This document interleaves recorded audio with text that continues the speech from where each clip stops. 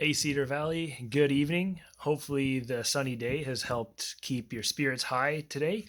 And you know what, just a word on fresh air. Make sure you're still getting some fresh air, whether that's a moment out on the patio or even a quick walk out on the street or in the park, being socially distant, of course.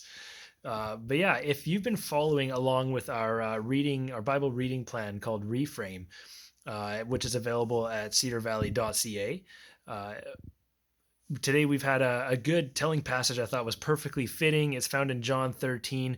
The context is just ramping up before Jesus is arrested. He's already prophetically declared what's about to happen to him, the crucifixion and the arrestment, being convicted. But his disciples, knowing this, they're still kind of questioning stuff. And one of his disciples asks, "Lord, where are you going?"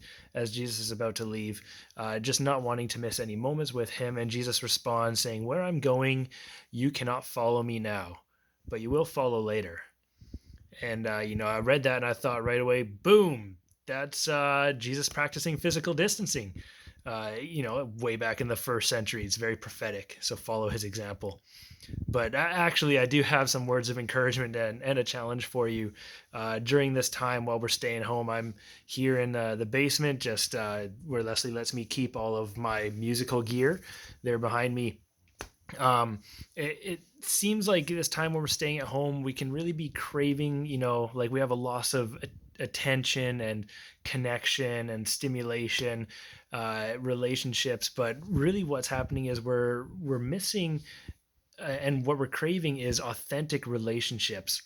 And even though you might be at home, uh, and it seems like you have, maybe you're out of work or you're working from home and there's a lot less responsibilities, it seems like chores and responsibilities have changed. uh, you're probably just like me, taking in way like a tsunami of information and data and noise and connections and Instagram stories and everything else under the sun.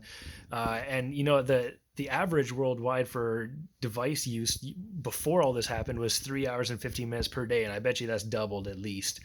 And what it is just noise in our life, and it doesn't have that real connection which we are missing, and it especially interferes with our connection with God.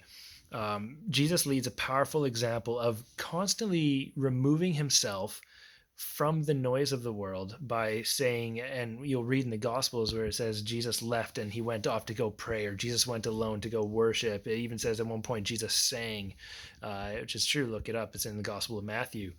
But he would remove himself from the noise so he could spend time connecting with God the Father. And as we're going through this social shift, this is my encouragement and challenge for all of you and all of us is, take this as an opportunity to replace all of that noise with intentional time in prayer, intentional time in the Bible.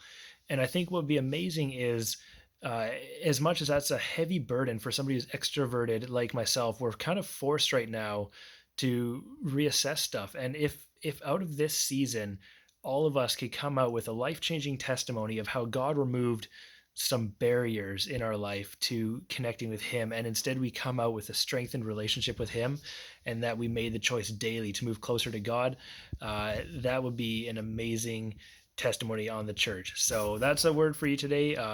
Have a great evening. Enjoy the dinner together, and we'll continue keeping you updated throughout the week.